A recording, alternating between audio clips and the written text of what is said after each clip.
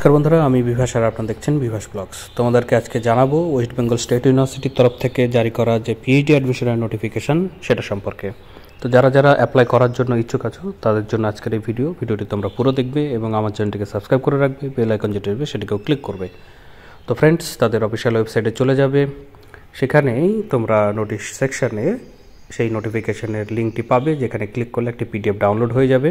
পিডিএফটি তোমাদের সামনে এইভাবে ওপেন হবে, যেখানে পরিষ্কারভাবে বলা আছে যদি তোমরা নেট জিআরএফ যদি থাকে, সেট বা স্লেট, গেট বা ডিএসটি ইন্সপায়ার যে ফেলোশিপ বা এমফিল যদি কোয়ালিফাই করা ক্যান্ডিডেট হয়ে থাকো তোমরা, তাহলে তোমরা যে সাবজেক্টগুলো আছে সেই সাবজেক্টের অ্যাপ্লাইয়ের তোমরা এলিজিবল।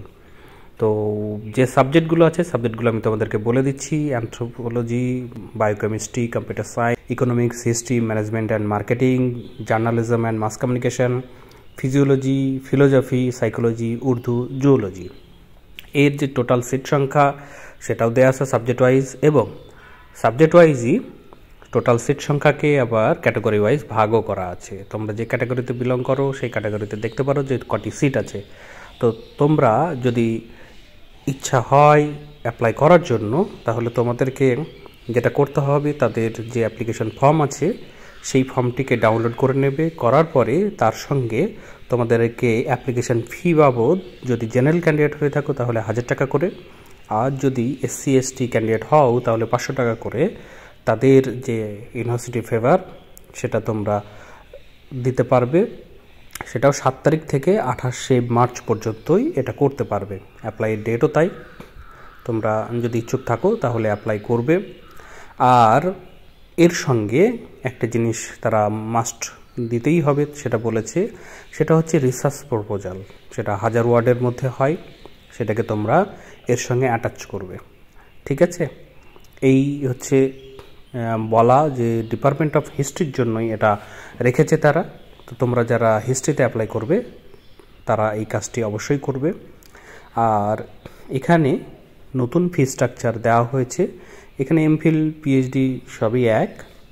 যারা ইন্ডিয়ান ন্যাশনাল যে সকল ক্যান্ডিডেট আছো তাদের জন্যই এই ফি স্ট্রাকচারটি এখানে এইভাবে দেওয়া আছে।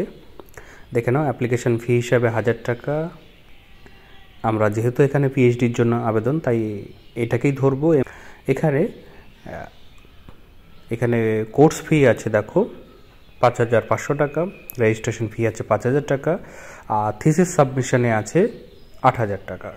এরকমভাবে যারা ভারতীয় তারা এটা দিতে হবে তাদেরকে।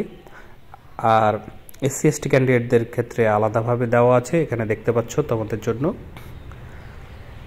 এরকমভাবে ফি স্ট্রাকচার, নতুন যে ফি স্ট্রাকচার তারা এটা দিয়ে দিয়েছে। অ্যাপ্লিকেশন ফর্মটি এবার তোমাদেরকে দেখাই, যেখানে তোমাদেরকে তোমাদের নাম, তোমরা কবে পাস করেছো, মাস্টার ডিগ্রি সেটা, কত পার্সেন্টেজ পেয়ে, কোন সাবজেক্টে স্পেশালাইজেশন কী ছিল, তোমরা এমফিল যদি পাস করে থাকো এমফিলের কত পার্সেন্টেজ পেয়েছো, সেই সাবজেক্টটি কী ছিল, সমস্ত ডিটেলস এখানে দিতে হবে।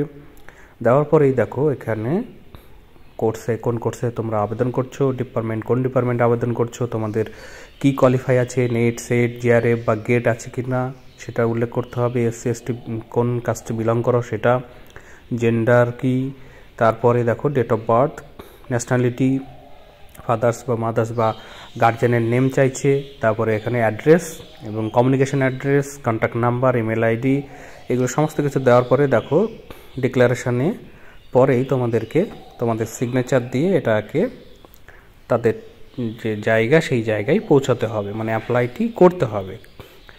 আর পরে একটি পেজ দেখো যেখানে অফিস তারা ইউজ করবে, এটাকেও তোমরা সঙ্গে দিয়ে দেবে। তো এটি হচ্ছে অ্যাপ্লিকেশন ফর্ম। এর সঙ্গেই তোমাদেরকে অ্যাপ্লিকেশনের যে ফি সেটাকে দিতে হবে। তো ফ্রেন্ডস, তোমরা যদি অ্যাপ্লাই করতে চাও তাহলে অ্যাপ্লাইটি করবে।